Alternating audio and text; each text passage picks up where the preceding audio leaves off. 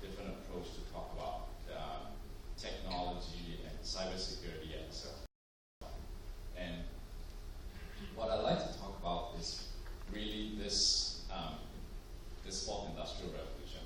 What does it mean from a policy standpoint? What does it mean from a technology standpoint? What does it mean from a societal standpoint as well? And this is a very big part of how Microsoft thinks about our technologies, our contribution to society itself, schools, governments, commercial customers that work with us. And when we think about what's really enabling all of this, it's all powered by the cloud. Right? What's lying underneath that is the hyperscale cloud infrastructure around the world that some of the companies are running today. Right? We operate one of the largest on the planet itself, and it's interesting. Sometimes people say, "Hey, Microsoft is company." I would say, yes, we are in many ways. Recently, we have broke out some of the investment numbers. We spent about upwards of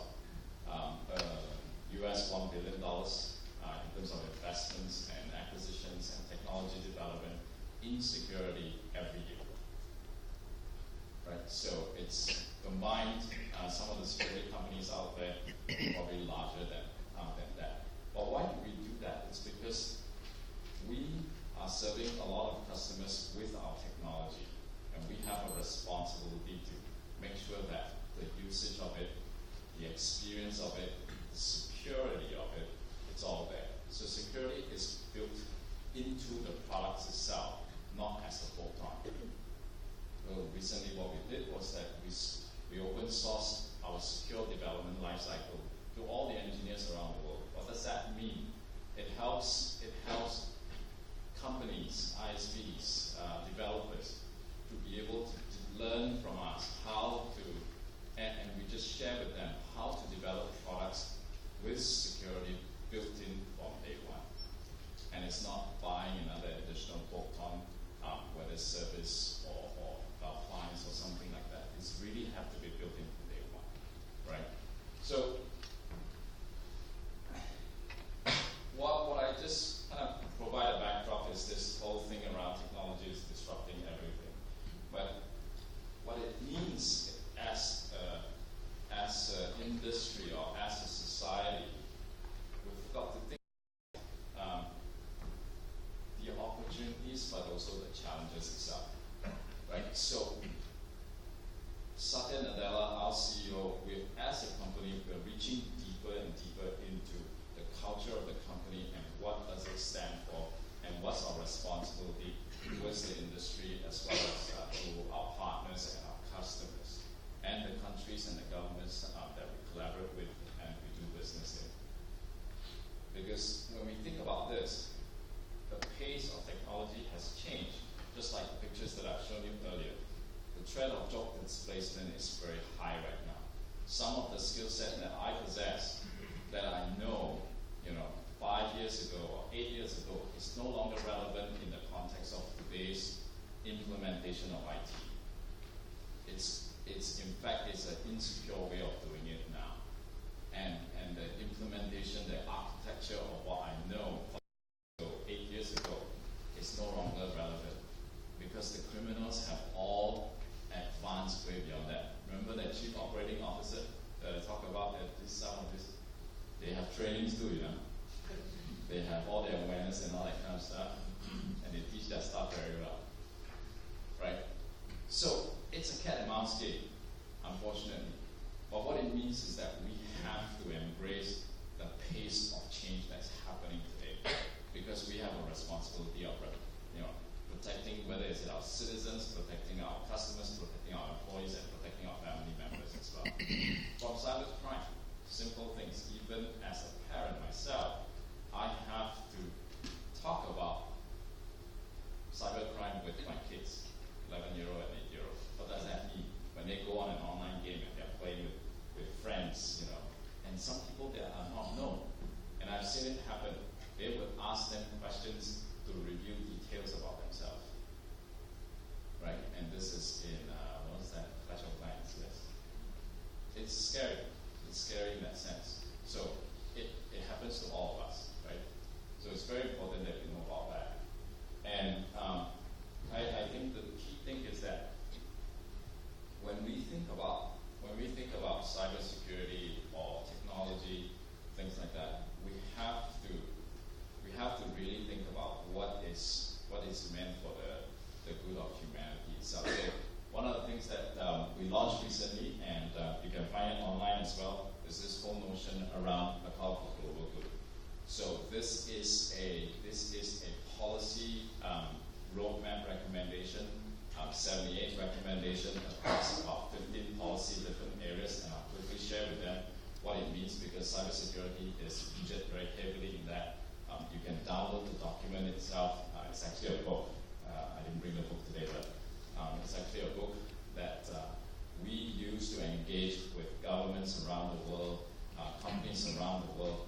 What do we stand for when we think about the cloud infrastructure and the cybersecurity consideration that comes with it as well, right? So Microsoft.com, I think, is cloud for global good, something like that. You should be able to find it, right? So why do we do this? It's simply because if we do something like this, it actually makes the world a more secure place.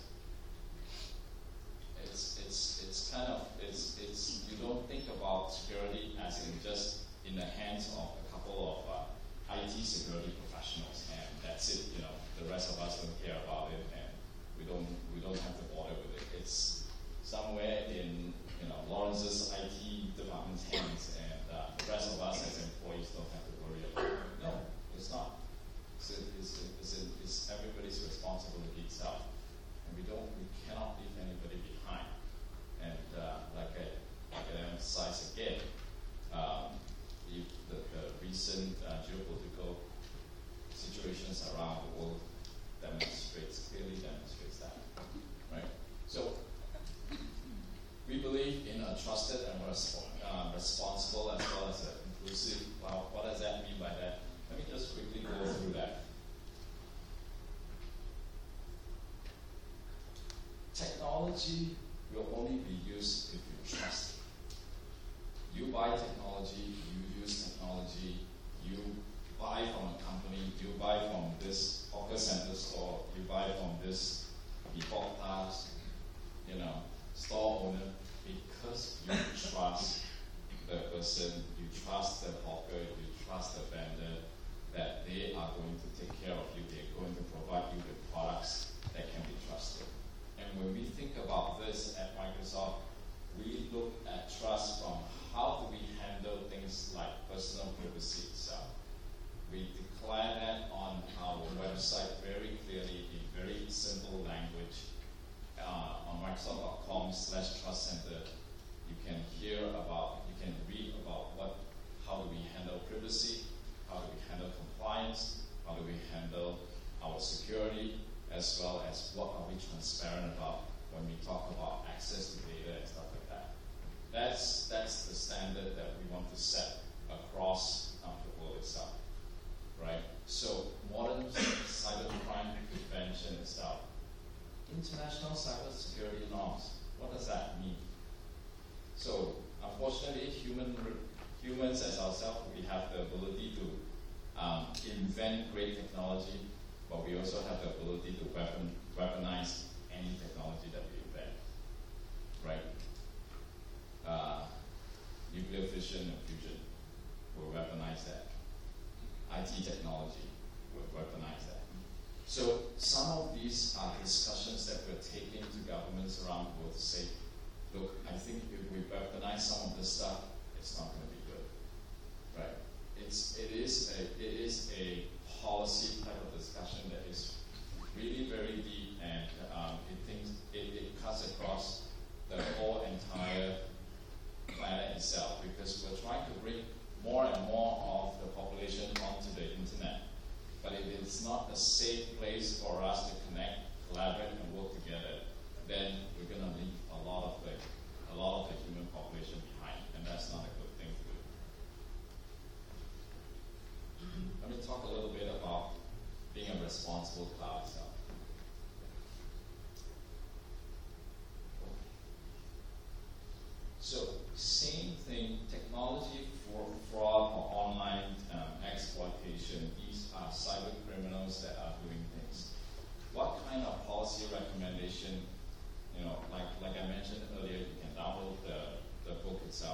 read through it. It's a very simple book, but these are some of the policy recommendations that we talk about. So it's not simply about the measures that you put in place, but also at a higher level across the company, across the nation, and the government itself. What are you thinking of in terms of some of these areas as well? Right? Artificial intelligence. We recently come up and made some very big announcement around artificial intelligence. We're big in that. We have a lot of our cloud services in that. But what does that mean in terms of the ethics around that? Right? Who gets to use it? Who gets to access it? And what Microsoft is standing for is we're democratizing a lot of that. We're creating the APIs that developers around the world can actually use it. And if you think about some of the infrastructure that we run today, we use a lot of artificial intelligence and machine learning to detect the threats that's coming from around the world. And we share that in our government security program across the world on cyber threats that are happening around the world as well. We take an active part in taking down malware botnets, for example, Remnant, Dogport. We have worked with Interpol, Europol, FBI around the world and taken some of these down. We have a digital crime unit that actively work with law enforcement around the world to take down some of these malicious cyber rings, cyber criminals as well. Right? And last but not least, this is the inclusive aspect of it. Right? When we think about what does that mean by inclusiveness, is ubiquitous access, the affordability of technology. And what does that mean is that with technology, we have the ability to lift nations, lift society and communities out either from poverty or to the next level of income, if you will. I think Singapore is a fantastic example. Just think about where we were 50 years ago and where we are right now as a very developed country. And a lot of it is actually through technology. Right? Technology, good policies as well. Good policies have guided the way we have set up, whether it's in our education systems, our system of governance, across the government, all the different companies that come to operate that. And the question is, what does that mean from a people who may not be, let's say, included in this process itself? So when we think about people with disability, this is also a big part of it. Right? How do we make all our technology accessible to them as well? Whether is it inclusive designs that were created in Windows 10 or things like that. But I think the key thing is this: we cannot afford to leave anyone behind in this whole race. Right? The disruption is happening at a crazy pace, and this needs to be an inclusive responsibility that across different companies we have to make sure that it's in our agenda itself. Right. So let me just quickly switch gears and before I end off. So just think about from a IT perspective. This is a room full of IT professionals. I'm just grabbing these headlines from some of the recent, whether it's blog posts or newspaper articles itself. This is the situation that we face here in Singapore. I'm sure that as employers or as IT professionals, and like Lawrence, I keep calling you out. Like even his last slide, he said that he's hiring. it's a real situation, and it's not because we do not have the number itself. But I think we have a situation where the skills may not have kept up with the rapid change of technology, and we have to do that. Right? The way cloud infrastructure works today, the way cybersecurity is implemented today, the way we think about different parts of technology has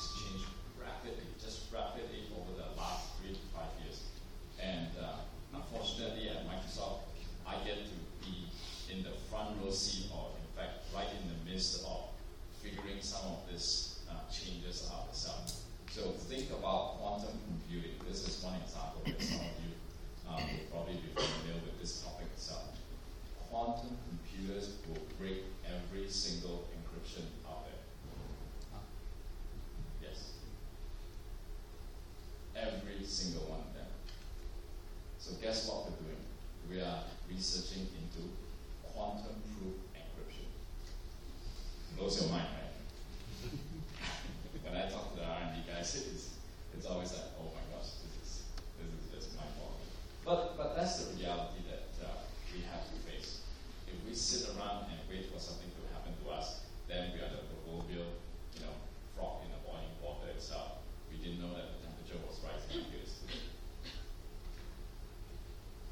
Now, I'd just like to stress on this and pretty much put a little bit of advertisement across some of the good initiatives I've seen in the country itself.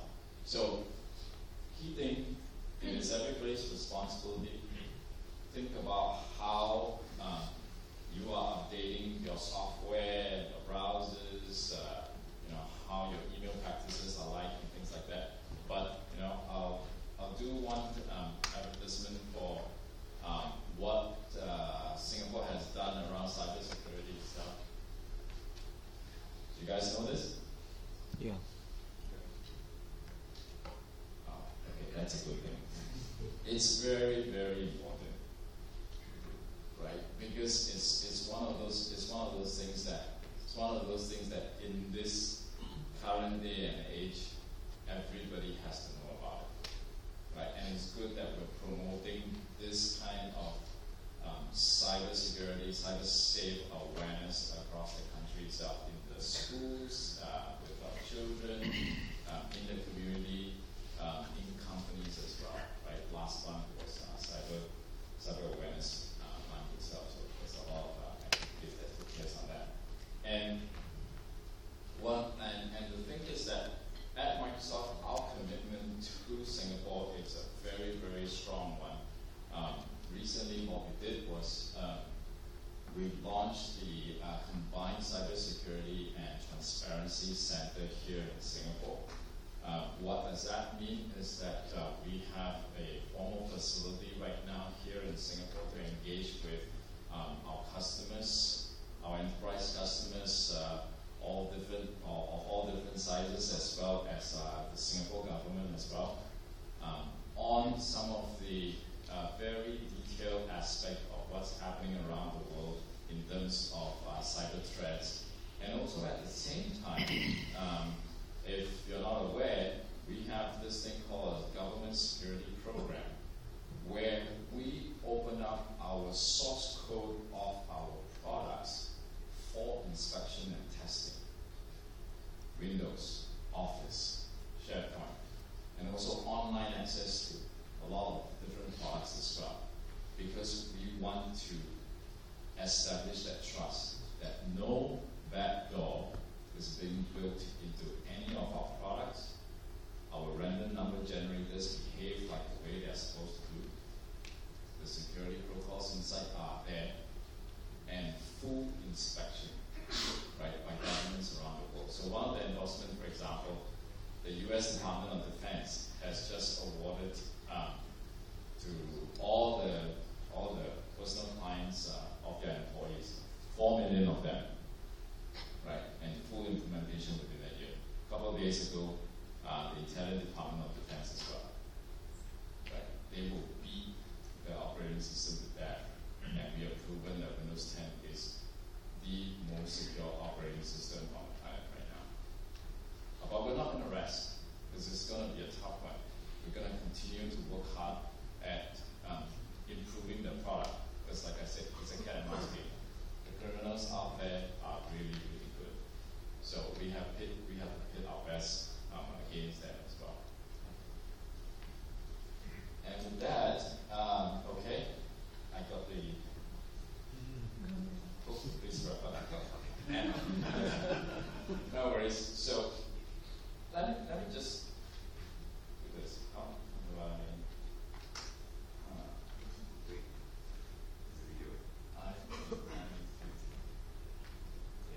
Show you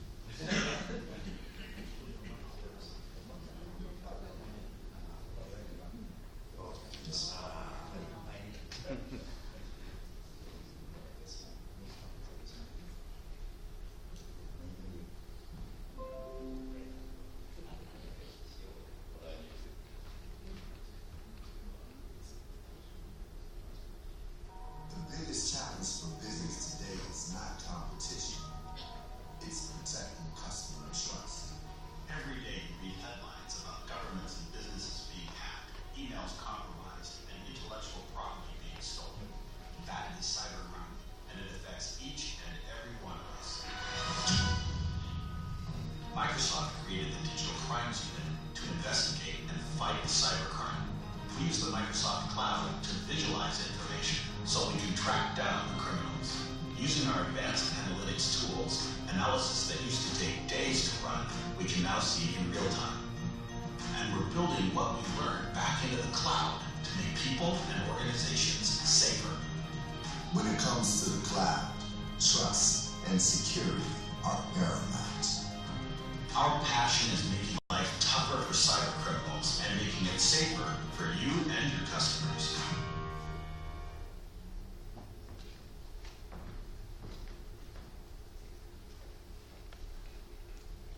All right. So thanks for your attention. Hopefully that has been a different dimension that I brought to the crowd here in terms of how we think about whether it's cybersecurity or the cloud infrastructure itself. I'll leave you with this quote from our CEO, actually come from several different person as well. And I think we're going to proceed with the panel and then we'll continue with the Q&A. All right, thank you very much.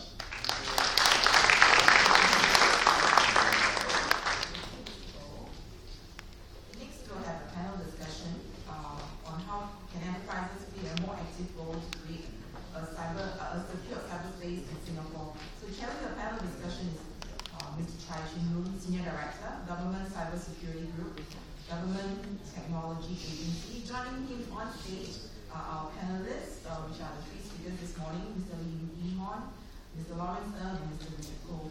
So may I invite the chairperson and the panelists to take their seats at the discussion area.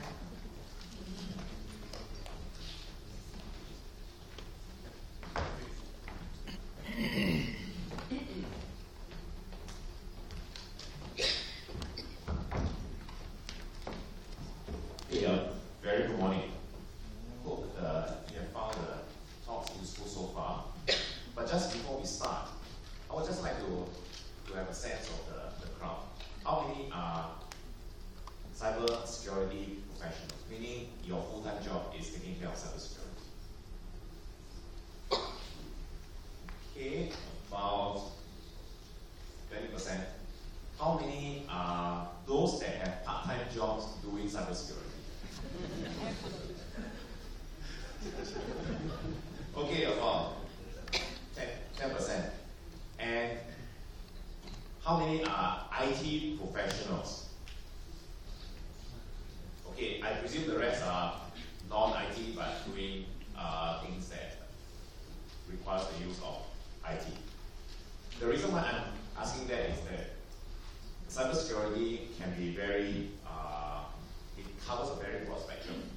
And sometimes we need to pitch how we describe cyber security depending on how much interactions you have with it. Okay, good. Now that we have seen the profiles of our audience, we have someone from MNC, from government link.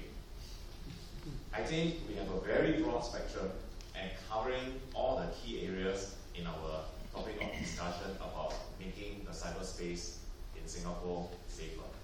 How can we make it safer? I would like to turn this session around a bit to allow you all to have the opportunity to share and to ask questions. They are here. If the questions are too sensitive and they can't answer, they will tell you so. Because there are indeed areas in dark arts that we do want to be a bit more sensitive about how we share. But I think while we are all here, there is no harm in asking. And of course then, down here, we can say that no, we can't talk about that. So I think that is perfectly fine.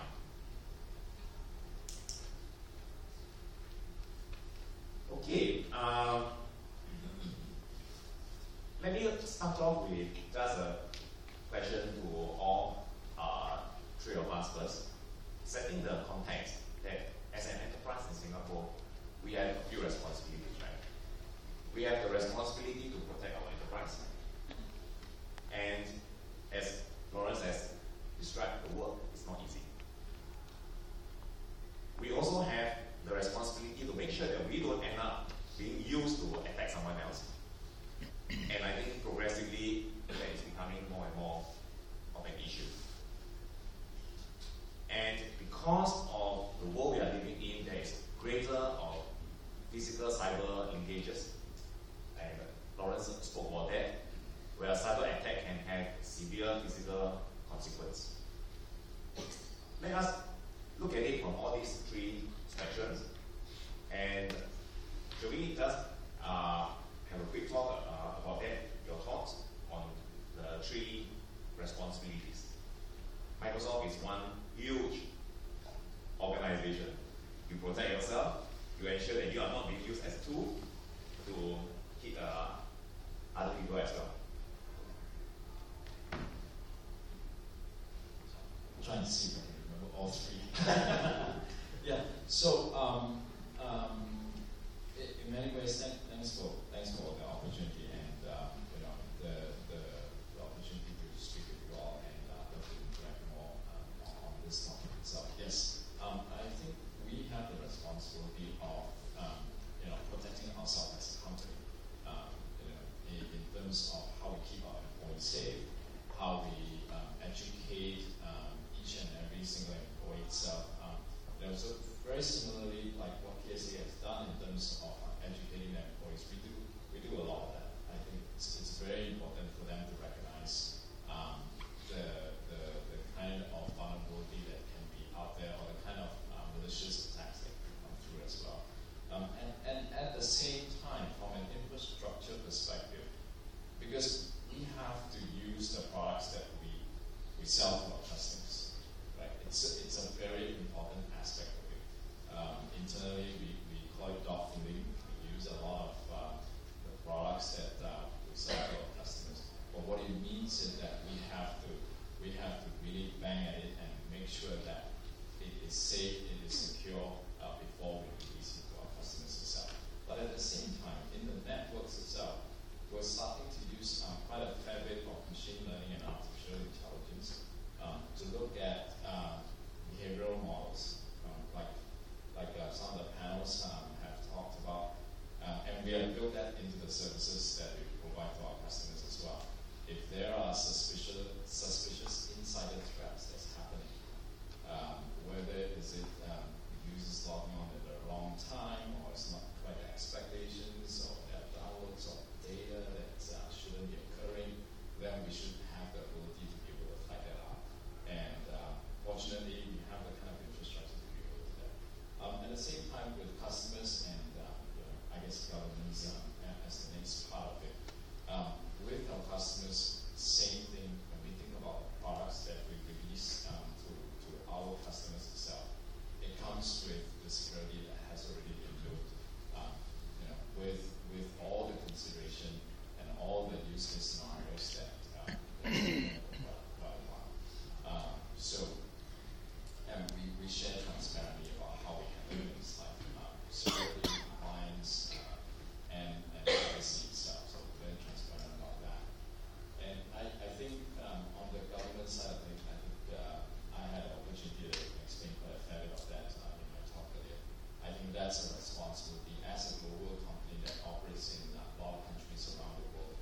We have that responsibility to make sure that our technology, like you said, it's not used or it's not harming companies or governments or societies in all kinds of malicious way. And if we have a way to stop it, we will do it, right? Whether it's through our digital crimes unit or whether it is through our collaboration with law enforcement as well.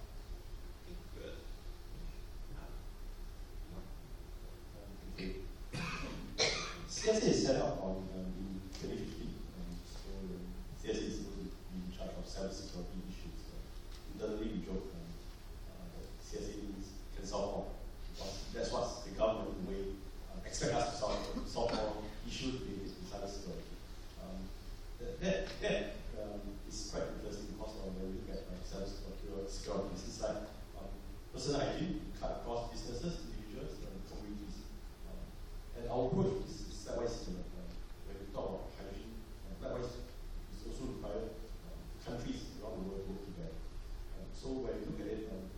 At cybersecurity, we work at the G2G level, so that we can have government level, so that we have better appreciation of threats affecting us. And also need to collaborate to identify criminals, identify their motivations, and prosecute and mitigate the threat at the root. But more importantly, if you look at cybersecurity, it's slightly different from physical security. In the physical world, for example, homeland security, the police will have sensors and visibility all parts of the country. You can put in CCTV, petrol streets, etc. In cyberspace, we need to work with our partners. And who are our partners? Microsoft, for example. The ITS and the telcos, for example. Because all the traffic is not through them. In fact, when we look at cybersecurity, cyberspace, IT, the monopoly of information, are we the infrastructure owners? Are we the vendors who have sensors, visibility over there? And this collaboration helps CSA, helps the government have a better understanding of our local cybersecurity hygiene. And then we need to address the different sectors, and that it's not only businesses, but also the people. Eventually, the government needs to serve the people, and that's from two perspectives that we provide safe cyberspace for them to work, play, and also to grow. Next is where we talk about essential services. A lot of these likewise are riding on IT to provide such services like energy sector, PSA also very sector, the American sector. So we need to work with the critical sector infrastructure owners to ensure that their systems are secure. So that importantly, essential services continue to flow. The trains continue to run, and our people are able to enjoy it. So if you look at it from this perspective, the government and CSA has its responsibility. We cannot do it alone.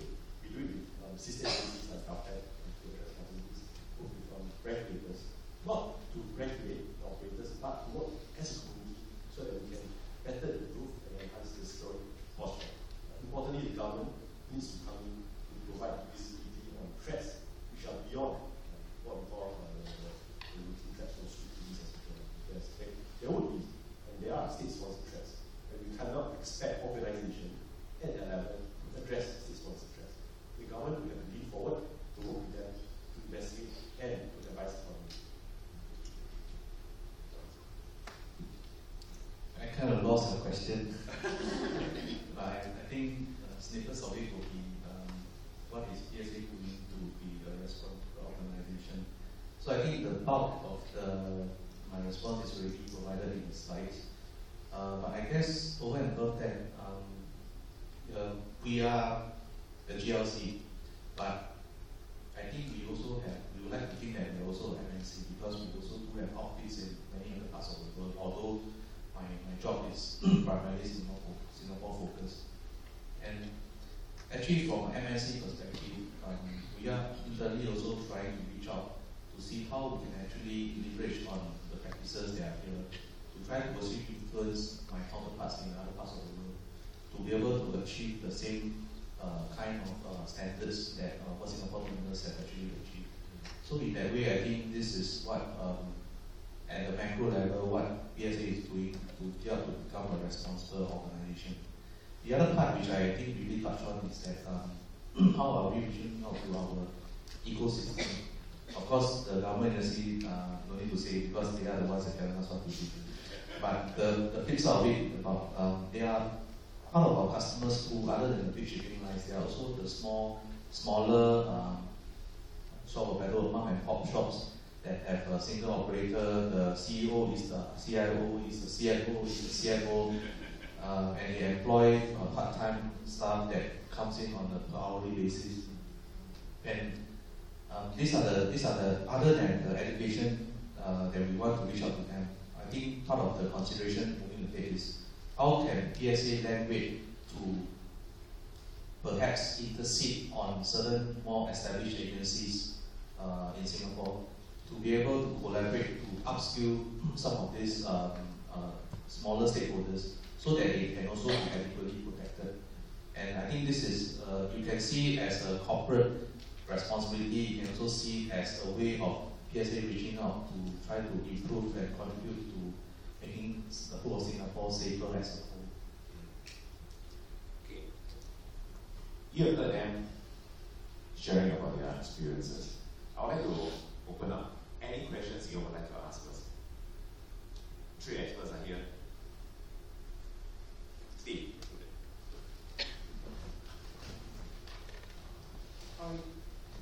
You each work in organizations, and so they have to go to work every day, and there's a bunch of employees there, all right? So the government of Singapore made the announcement that they're disconnecting a lot of computers from the internet, and yet, obviously, a lot of people can't do their work without the internet, all right? So I'd like to hear from you each, because you come from different kinds of organizations, not the philosophy, but the pragmatics of what you are doing on restrictive measures for protection. And people are people. They're going to circumvent them one way or the other. You have to deal with the realities, you know what I mean? And yet at the same time, everybody does need web access. And if I don't sort of want the philosophic story about it. I want the pragmatics of what you observe around you and how you're really dealing with that. And if you can, practical lessons learned. So how do you balance these two things? Okay. I thought that's a very good starter question. Lawrence, you briefly spoke about separation as well. Why don't I let you take off first, then we can pass on. Okay. So first things first, as of what I know now, we are not required to separate. Yeah, so I hope it stays that way. It's also true that I shared in my other slides that many years ago, from our internal perspective, we have chosen to separate the operational applications and bar them from getting internet access. There's no rocket science to it. The practical thing that we did was we purchased 2 PCs. No rocket science to it. But that's the easy part. That's just the issue of money. But I think the harder part is really getting the buy-in and the users' acceptance that why were such measures necessary? And that took us a long time to be able to convince first the management, and then from the management down to the actual users that will be inconvenienced because of the need to have to shuffle between 2 PCs to have to do their work. Okay, so I think that part of it cannot be underestimated in terms of the pragmatism. Having said that, I believe, I would like to think that we have not looked back since, and today with all the different advances that technology has brought about, I believe there are solutions that could make this segregation a lot more palatable without introducing too much of an inconvenience to the people who will be affected by it. There will definitely be some inconvenience. I think that is something that we can never have the perfect harmony of convenience and absolute security. It's just which part of the spectrum can the organization come to consensus with, and being able to propagate and channel and get the buy-in based on that motivation.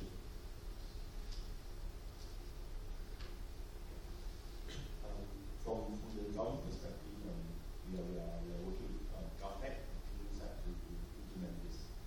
Clearly, we are all aligned that there's whatever as it's mentioned, this is actually a high-level position. This is not disconnect, it's actually internet separate, so you will still have internet. So that's first. Second, all the details on how much internet, etc., really depends. From my perspective, it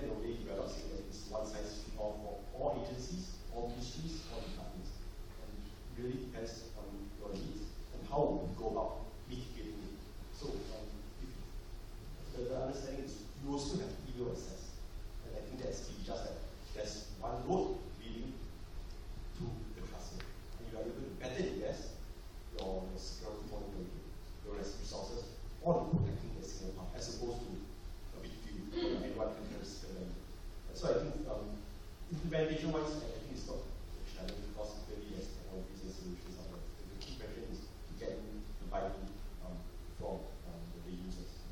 What we see is in Singapore, and just as some things that it is interesting as that the reason why we have so much contact is because we have responsible employees who sometimes like to circumvent the responsibility for the group because they want to do work at home when you're not supposed to do, for example. So they send office confidential email to their Gmail so they go home. So I think it's important to manage it from the user perspective, understand why you want to circumvent.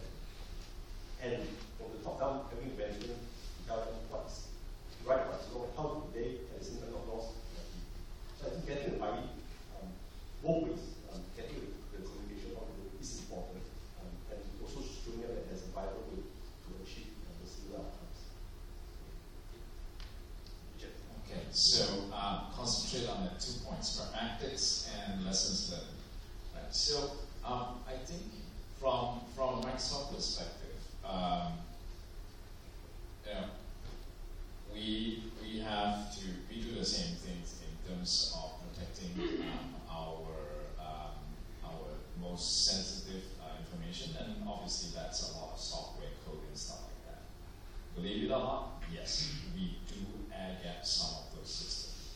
It is not connected, right? And those are a very, very small set of systems that has limited, time-bound, multi-levels, iris scan, hand scans, butt scan, whatever scan you want, to protect that, because that's important. That's important to the company itself. But as a company that provides technology solutions and things like that, we have everyone connected to the internet itself, because that's a very fundamental aspect of how we do our jobs, how we communicate with our customers, our partners, everyone.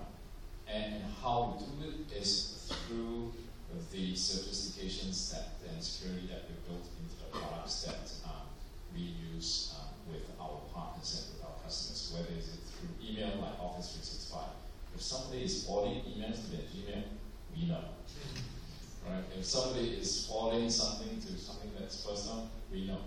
And that's important because we have to protect the company first and foremost. And I think the pragmatics of when we learn about this news here in Singapore as well, I myself and among many of my colleagues have been engaging with different parts of the government to try and understand this. And I think I appreciate the level of complexity and the different dimensions that comes with the challenges itself. So I will not elaborate on what are all the different dimensions are, but I think it is something that requires a lot of close collaboration, a lot of best practices sharing on how this works, because we have visibility into how different countries are doing it. And if you're not aware, there's a couple of Asian countries that are also looking into some sort of similar measures as well. And that's simply because if you think about the cybersecurity threats that's been happening around the world, like for example, there's this big statistics that says, okay, it takes on average about 200 plus days for a company to discover that they have been attacked. Here in Asia, it's more than double that. It's 500 days. So we have a situation here in Asia that our cybersecurity awareness, technology solutions and things like that are not adequate, right? So we have to level up in terms of all these capabilities in the region itself. Now, on lessons learned, that's a very very good question itself. At a personal level, I think in my interaction with whether it's customers, different departments of governments and individuals, we're all human beings at the end of the day. I think one of the lessons learned is that I've discovered varying degrees of understanding and learnings and skill sets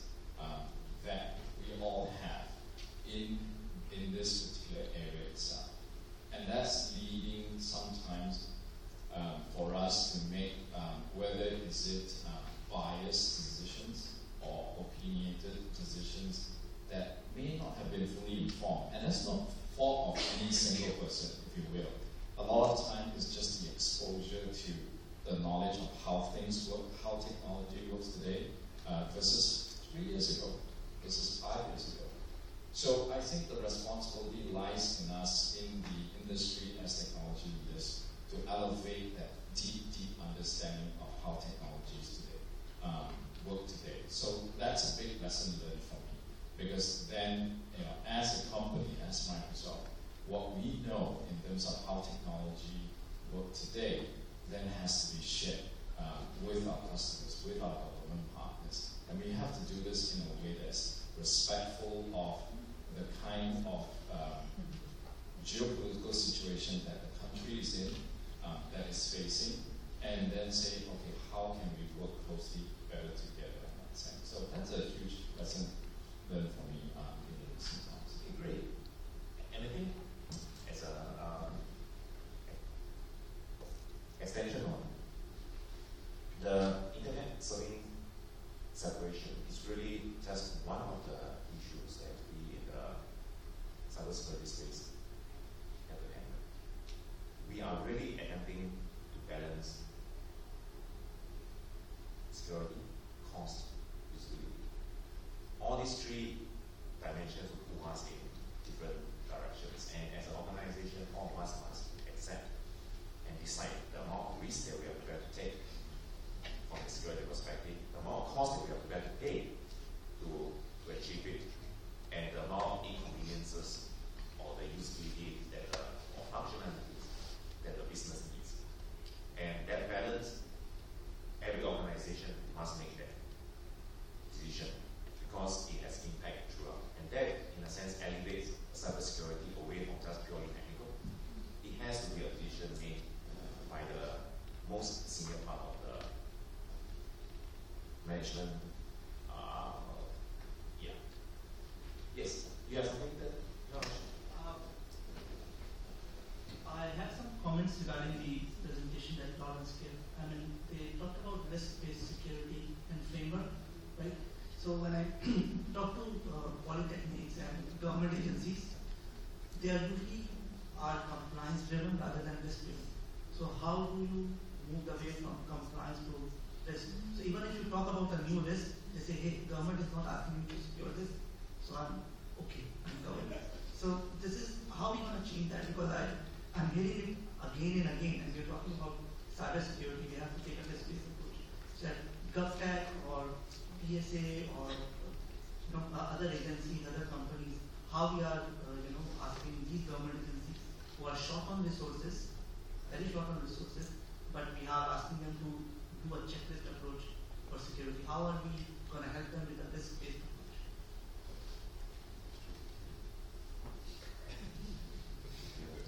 I was told it would not be so difficult to be a panelist. Okay. If I understand your question correctly, in a sense you're asking whether I could share some experiences internally, or maybe offer my insight or advice on how to encourage certain organizations to look at risk from achieving compliance, not purely from a compliance point of view, but from a risk-based point of view. Am I right? You're nodding okay, so it means I understood your question. Okay. Even for PSA itself, our journey, we started in the very early stages. We were largely a compliance-based approach. Not through my glory or my credit. A few years ago, I think we realized that if we will just blindly follow the compliance as per what the compliance speaks, at some point in time, you are going to end up either, number one, spending a lot of money, number two, angry a lot of people, or three, both of the above. And that was the point in time that we started asking ourselves and say, hey, at the end of the day, why am I spending this $20 to protect something? What is that something that is worth protecting?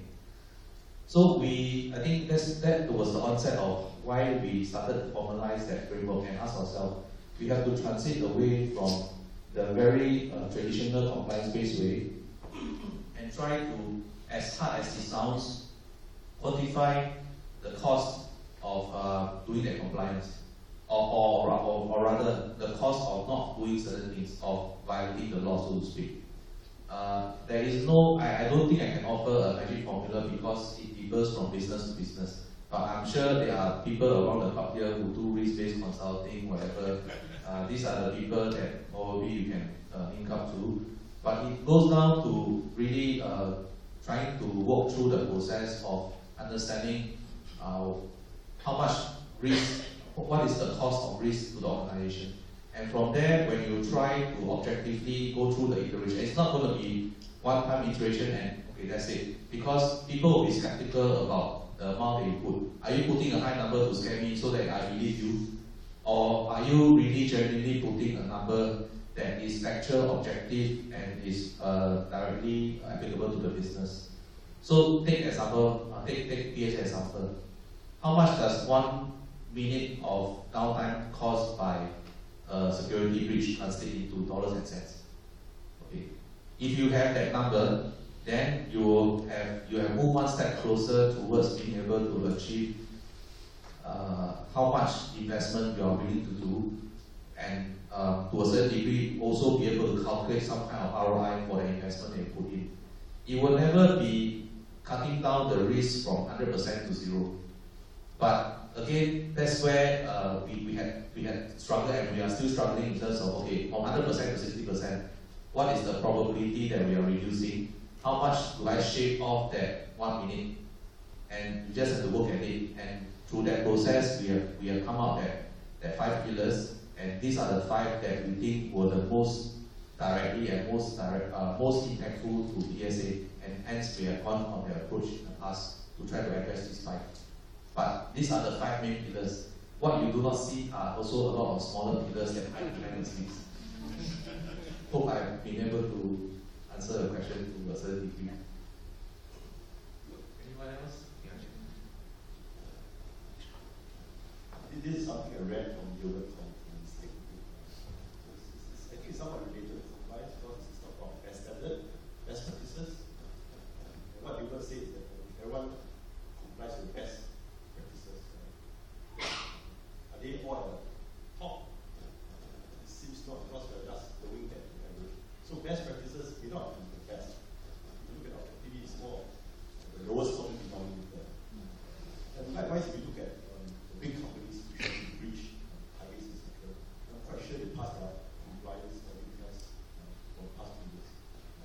And clearly, where there's a breach, there's loss in customer confidence and loss in revenue. So when we look at risk, this is what we address nightmare scenarios.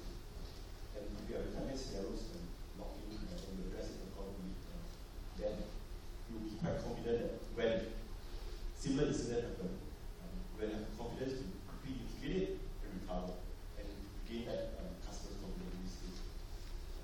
And this has nothing to do with auditing compliance, etc. I think audits and compliance are necessary because it gives you a good head start. It's similar with when we talk about healthcare and hygiene. When you look at kindergartens, they do checks on your hands because of hand-to-mouth disease. That's prevalent, but you don't see that in organizations. So we go to work, you don't do that. But when the threat increases, there's SARS, we are issued mountains. We are told to take temperature. We are asked to think about working off-site, contingency planning. All these are about risk mitigation. It has nothing to do with compliance. And some of these take space because the threat is to shift. And when the threat de-escalated, we stop doing it. But importantly, is the best practice are still there locally, which is, when you're sick, wear a mask. So these are things which I think we are trying to do likewise in the ecosystem, in the community.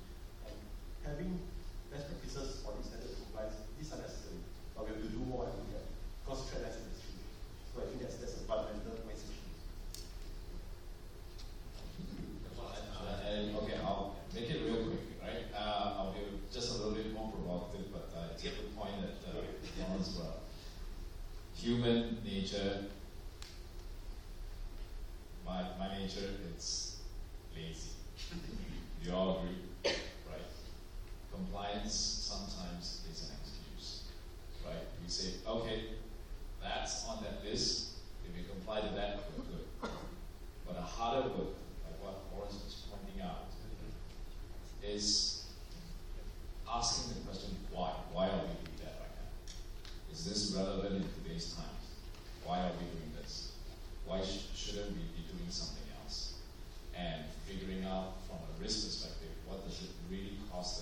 business itself.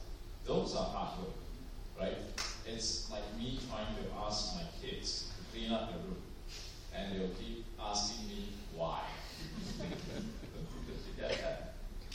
But the beauty of that is that this is a great time when you explain and you try and educate and say, here's why you've got to do this. You're trying to build a sense of discipline and tidiness with your kids and things like that. And it's the same thing that we do with compliance.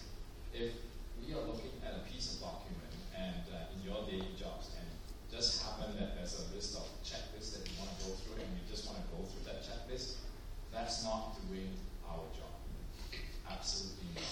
We have to every day start asking, why are we doing this? Can we change things around?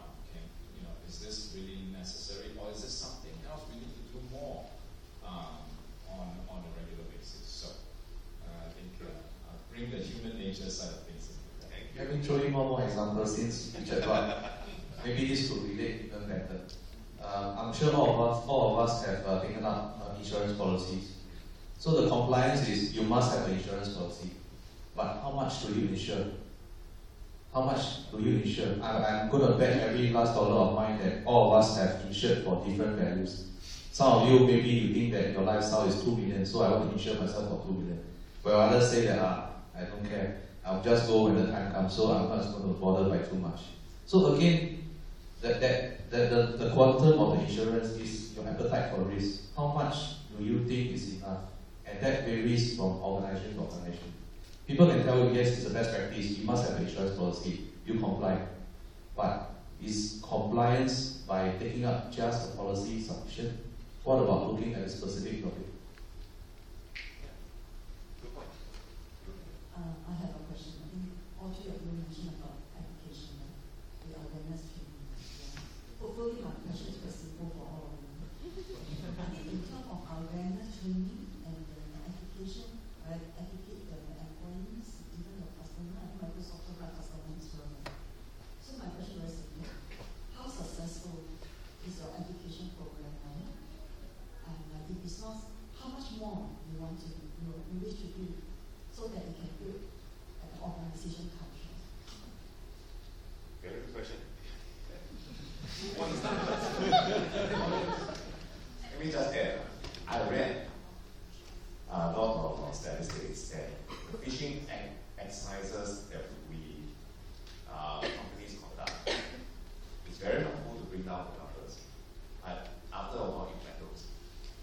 It cannot bring down to zero, and some of the studies shows that there will still be a good 10-20% of the users, however much you train them, they will still go and click on it. What's that? It's really interesting. Okay, let me see if I can address. I think that the key three things when I think about this education piece of it, whether it's people, process, and technology itself. I think it needs to be a mix. And to your point about phishing exercises itself, no matter how much education that you do, you force it onto your employees, and they all have to attend this online training or something like that. At some point in time, there's no marginal rate of return anymore, right?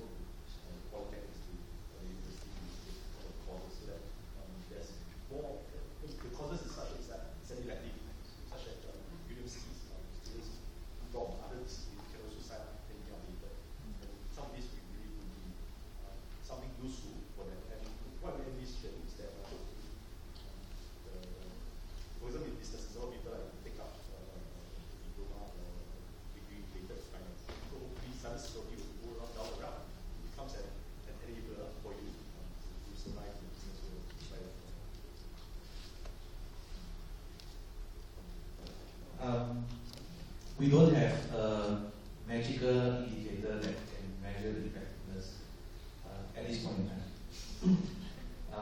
But what we do have today are a set of lagging indicators, which means, for example, how many viruses outreach were there, how many incidents have happened as a result of successful phishing, email breaches and stuff. Unfortunately, these are all lagging indicators. There isn't a leading indicator to say that, okay, we have completed our point scale of security quotient is 99.8%. We are not at that level. So I think the challenge is really whether how do we gauge the effectiveness of the awareness and education that's being given. I share Richard's point that I think in this case consistency is more important. Just like when I was young and mother kept on nagging at me, that you should not do this, you should not do this. Subconsciously, after all these years, you will still remember that my mom told me not to do this. And it shapes you in terms of a mindset and it becomes your way of life. And I think that's the way that we will need to go about it to have a consistency in terms of effect.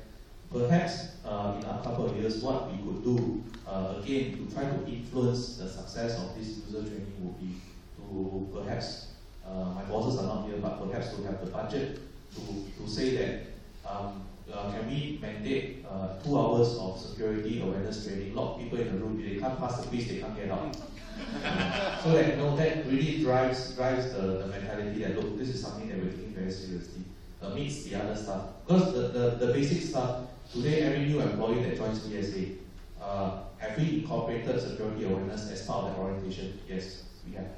Are they aware that they are supposed, is there a code of ethics and acceptable use policy that they need to be aware of? Yes, they are aware. But it becomes like, if you don't internalize it, it becomes something like people go through motion. Okay, I just check it off, like what Richard mentioned. And you will never be able to truly drive the message and really reap the benefits of all these initiatives through just a paper form. I think our time is going to run out. I can accept just one last question. Anyone has a last question? Okay, I think lunch is coming up too fast. Okay, just as part of the closing words, I think the key part of all our discussions we have seen that cybersecurity is very much a balancing game. Our job is secure and we are there to continue to do it because the threat landscape is changing extremely fast. In fact, when Lawrence talked about the mom nagging, the first thing that came to my mind is, unfortunately in cybersecurity, we don't have the years of nagging type of scenario that we can work with because the threat changes by the months. So the part about having to lock people up for 2 hours a year may actually be something that we need to do because the threat is actually changing that fast. Then we are balancing costs, balancing usability, and balancing security. We all must find the balance. We all must do our risk assessment, and then the organization must do the risk acceptance. Okay, any last words before we close off? No? Okay. In that case, I thank you all very much for coming by, and I thank our 3 panelists for their wise discussions as well. Thank you very much.